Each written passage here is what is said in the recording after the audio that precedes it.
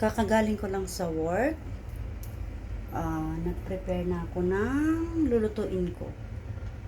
Para sabaan ko naman bukas.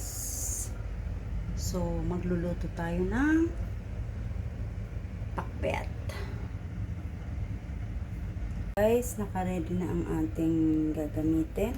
Ayan, nag-mash ako ng tawag nito, kalabasa. Kasi pag ako nagluluto ng pakbet, nagmamash talaga ako nito. Parang ginagawa ko siyang sauce. Okay, so wala akong laman. Ewan ko, nakalimutan ko kanina bumili sa supermarket. Bumili naman ako ng mga gulay, ng ibang sangkap. Pero yan lang ang meron ako. So okay na yan para sa natin. Anemic. So ayan na. Ito kapsara to guys. Kapsara?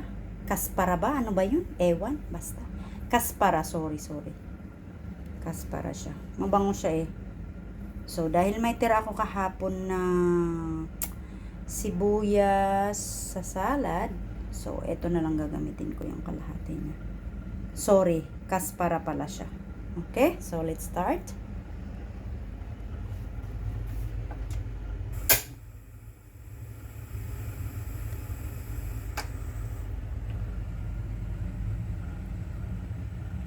Eto guys, gagamitin ko to sa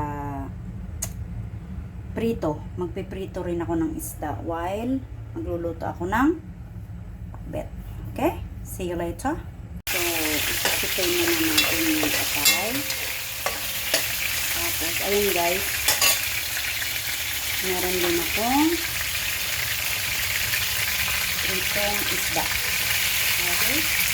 Ayun yung tandaan ko bukas. Nakabili nga daw kasi isang buong kami ng sihado. Kalimutan ko kanina eh.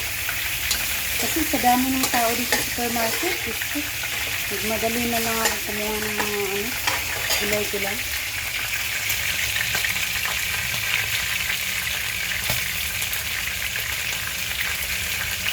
Nilagyan ko siya nito guys.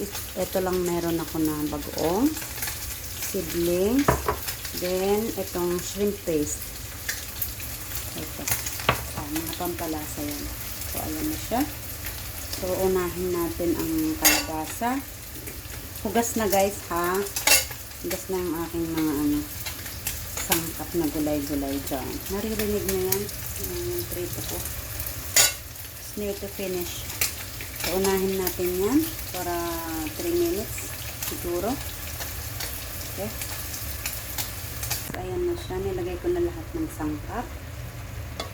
Ayan. Kasi medyo malambot na yung kalabasa. So, last natin ilalagay ito.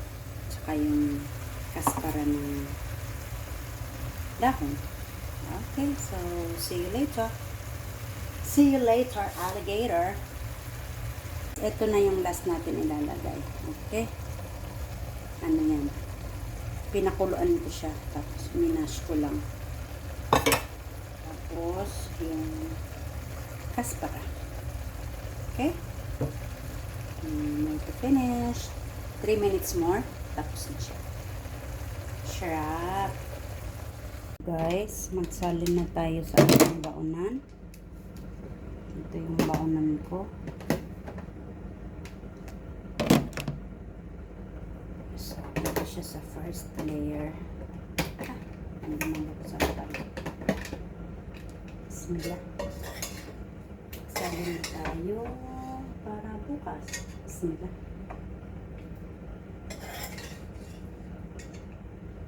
Okay. So, hinap ko na siya. Para sa akin. At ang prito ay nandito sa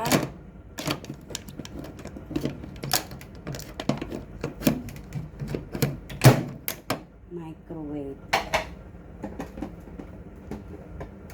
So, dito siya. May spoon pa siya.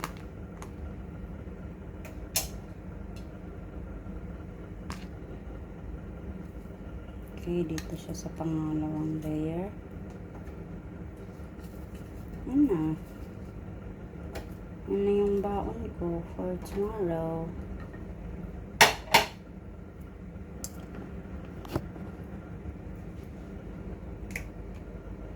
So, yan na siya guys. Look what I have for tomorrow. Yan. Takpan ko na lang siya later pag ano na. Malamig. Yalla, bye. See you guys sa next vlog ko. Bye. Babush.